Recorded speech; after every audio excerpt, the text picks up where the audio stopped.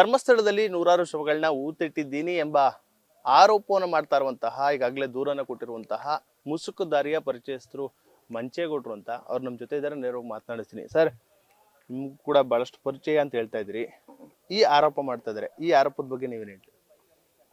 ಈ ಆರೋಪ ಶುದ್ಧ ಸುಳ್ಳು. ಇದ್ರ ಬಗ್ಗೆ ಏನೋ ಹಿನ್ನೆಲೆ ಅಂದರೆ ಕಾಣದ ಕೈಗಳ ಷಡ್ಯಂತ್ರ, ಒಂದು ಯಾವುದೋ ಒತ್ತಡಕ್ಕೆ ಮಣಿದು ಇವನು ಆ ರೀತಿ ಹೇಳಿಕೆ ಕೊಡ್ತಾ ಇದ್ದಾನೆ. ಇದು ಅಲ್ಲಿ ಯಾವುದೇ ಕಾರಣಕ್ಕೂ ಏನೂ ನಡೆದಿಲ್ಲ ಧರ್ಮಸ್ಥಳದಲ್ಲಿ. ಆ ಧರ್ಮಸ್ಥಳ ಮಂಜುನಾಥ ಸ್ವಾಮಿ ಇರೋದು ಅಣ್ಣಪ್ಪ ಸ್ವಾಮಿ ಬಗ್ಗೆ ಕೆಟ್ಟದಾಗಿ ಮಾತಾಡ್ತಾ ಇದ್ದಾನೆ ಇವನು. ಮುಂದೆ ಅದಕ್ಕೆ ಏನೋ ಬೆಲೆಯ ಭಗವಂತ ಕೊಡ್ಬೇಕು ಇವನಿಗೆ ಶಿಕ್ಷಣ. ಇಲ್ಲಿ ಯಾವಾಗಿದ್ರು ಸರ್, ಹೇಗಿದ್ದ ಇಲ್ಲಿ ಊರಲ್ಲಿದ್ದಾಗ? ಅವ್ರ ತಂದೆಯವರು ಬಂದು ಒಂದು 60-70 ವರ್ಷದಿಂದ ತಮಿಳುನಾಡಿಂದ ಬಂದು ಇಲ್ಲಿ ಸೇರಿದ್ದವರು. ಅವ್ರ ತಂದೆ ಬಂದು ಈ ಹಿಂದೆ ಮಂಡಲ ಪಂಚಾಯತಿ ಇತ್ತು, ಆಮೇಲೆ ಗ್ರೂಪ್ ಪಂಚಾಯತಿ ಅಂತ ಇತ್ತು, ಚಿಕ್ಕಬಳ್ಳಿ, ಆನ್ಸಸ್ಲು, ದ್ಯಾಪ್ಸಂದ್ರ.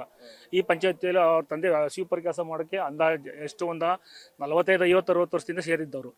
ಆ ನಂತರ ಅವರು ವಿ ಅಸಿಸ್ಟೆಂಟಾಗಿ ಕೆಲಸ ಸೇರಿದ್ರು. ಅಂದರೆ ಇಲ್ಲೇ ಇರ್ತಿರಲ್ಲ, ಇದೇ ಶಾನುಭೋಗರು ಸೇರ್ತಿರೋ ಮನೆ, ವಿ ಅಸಿಸ್ಟೆಂಟಾಗಿ ಕೆಲಸ ಸೇರಿದ್ರು. ನಂತರ ಅವ್ರ ಮಕ್ಕಳುಗಳನ್ನ ಇದೇ ಪಂಚಾಯತಿ, ಅವಾಗ ಗ್ರಾಮ ಪಂಚಾಯತಿ ಬಂದಮೇಲೆ ಅವರ ಇದೇ ಮಕ್ಕಳುಗಳ 4-5 ಜನ ಈ ಪಂಚಾಯತಿ ವ್ಯಾಪ್ತಿಯಲ್ಲಿ ಕೆಲಸ ಮಾಡ್ಕೊಂಡಿದ್ರು. ಇವನು ಈ ಮುಸುಗುದಾರಿ ವ್ಯಕ್ತಿ ಏನಿದ್ದಾನೆ, ಇವನು ಕಡೆ ಮಗ, ಲಾಸ್ಟ್ನೇನಿದ್ದ. ನಮ್ಗಿಂತ ಒಂದು 3 ವರ್ಷ ಹಿಂದೆ ಇದೇ ಶಾಲೆ ನಮ್ಮಿಂದ ಓದ್ತಿದ್ದ.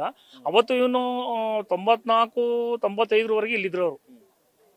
ಅವ್ರ ಇಡೀ ಫ್ಯಾಮಿಲಿ 94-95 ಬಂದದ್ದು ನಮ್ಗೆ ಗೊತ್ತಿಲ್ಲ. ಅಂದರೆ ಅವ್ರ ತಂದೆನ ತಾತ ಬಂದ್ರೆ ಯಾರೋ ಗೊತ್ತಿಲ್ಲ. ಅಂದರೆ ಇವನು ಹುಟ್ಟಿ ಆಡಿ ಬೆಳೆದೋದೆಲ್ಲ ಇಲ್ಲೇ, ಇದೇ ಗ್ರಾಮದಲ್ಲಿ ಹುಟ್ಟಿ ಆಡಿ ಬೆಳೆದು ಇದೇ ಶಾಲೆಯಲ್ಲಿ ಒಂದು 5ರಿಂದ 6ನೇ ತರಗತಿವರೆಗೆ ಓದ್ದ. ಏನು ಓದಕ್ಕೆ ಬರ್ತಿರ್ಲಿಲ್ಲ. ಈಗ ಆರೋಪ ಮಾಡ್ತಾ ಇದ್ರೆ ಸುಳ್ಳು ಅಂತ ಹೆಂಗೆ ಹೇಳ್ತೀರಾ ಅಂತ ನೀವು? ಅಂದ್ರೆ ಇಲ್ಲಿದ್ದ ಅವ್ರ ಫ್ಯಾಮಿಲಿ ಗುಡ್ ಪರ್ಸನ್. ಈ 3 ಊರಿಗೆ ಬೇಕಂದ್ರೆ ಇವತ್ತು ಕೂಡ ಅವ್ರ ಅಣ್ಣದಿರೆಲ್ಲ ಬಂದ್ರು ಕೂಡ ಎಲ್ಲ ಪ್ರೀತಿ ವಿಶ್ವಾಸ ಮಾತಾಡ್ಸ್ಕೊಂಡು ಎಲ್ಲ ನಗ್ನಗ್ತಾ ಮಾತಾಡ್ಸ್ಕೊಳ್ತಾರೆ. ಇಲ್ಲಿರೋವರೆಗೂ ಅವ್ರ ಫ್ಯಾಮಿಲಿ ಚೆನ್ನಾಗಿತ್ತು. ಈ ನಡುವೆ ಇವನು ಇಲ್ಲಿ ನೋದಾಗ ಇವನು ಒಂದು 18-19 ವರ್ಷ ಅಷ್ಟೇನೆ. ಅಲ್ಲಿವರೆಗೂ ಉಂಡಾಡಿ ಗುಂಡಾಗಿ ಆಡಿ ಬೆಳೆದನ್ನೇ ಹೊರತು ಆ ವೇಸಲ್ಲಿ ಇಲ್ಲೇನು ಮಾಡಿಲ್ಲ. ನಂತರ ಇವನು ಅಲ್ಲಿ ಧರ್ಮಸ್ಥಳಕ್ಕೆ ಹೋದ್ಮೇಲೆ ಆಮೇಲೆ ಏನಾದ ಎಲ್ಲ ಬದಲಾದ ಗೊತ್ತಿಲ್ಲ. 2014-15 ಮತ್ತೆ ಅಲ್ಲಿಂದ ಡಿಪಾರ್ಟ್ ಆಗಿ ಇಲ್ಲಿ ಬಂದ. ಈ ಮುಸುಗುದಾರಿ ವ್ಯಕ್ತಿ ಬಂದು ಏನು ಅಂತ ಹೇಳಿಲ್ಲ. ಅಲ್ಲೆಲ್ಲ ಹಿಂಸೆ ಕಣಪ್ಪ, ಅವೆಲ್ಲ ಹಂಗೆ ಕಷ್ಟ ಕಣಪ್ಪ, ಅಲ್ಲೆಲ್ಲ ಬಡಿಯಕ್ಕೆ ಬರ್ತಾರೆ, ಏನೇನೋ ಮಾಡ್ತಾರೆ. ಅಂದರೆ ಇವನು ಅಲ್ಲಿಗೆ ಹೋದ್ಮೇಲೆ ಯಾರ್ಯಾರ ಸಂಘ ಮಾಡಿ ಏನೇ ಮಾಡಿ ಏನು ಬದಲಾದ ಗೊತ್ತಿಲ್ಲ. ತಪ್ಪು ಇವನೇನೆ. ಅಲ್ಲಿ ಕೇಳೋದಕ್ಕೆಲ್ಲ ಬಟ್ಟೆಗಳು ಕದಿಯೋದು, ಮತ್ತು ಒಡೆಗಳು ಕದಿಯೋದು, ಯಾರು ಸ್ನಾನ ಮಾಡೋಕ್ಕೆ ಹೋದಾಗ ಅವರು ಈ ಥರ ಎಲ್ಲ ಮಾಡ್ತಿದ್ದ ಅಂತ ಗೊತ್ತಾಗಿ. ಅವಾಗಲೇ ಹಿಂದೆ CC ಕ್ಯಾಮ್ರಾ ಇರಲಿಲ್ಲ, ನಂತರ CC ಕ್ಯಾಮ್ರಾ ಬಂತು. ಇವ್ನು ಕದಿಯೋದು ಎಲ್ಲ ಮಾಡ್ತಿದ್ನಲ್ಲ, ಆ ಲೆಕ್ಕಾಚಾರ ಕಳ್ತನ ಮಾಡೋ ಆರೋಪದ ಮೇಲೆ ಇವನು ಬೇಡ ಕಣಪ್ಪ ಅಂತೇಳಿ ಇದರಿಂದ ಧರ್ಮಸ್ಥಳದಿಂದ ಓಡಿಸೋರು.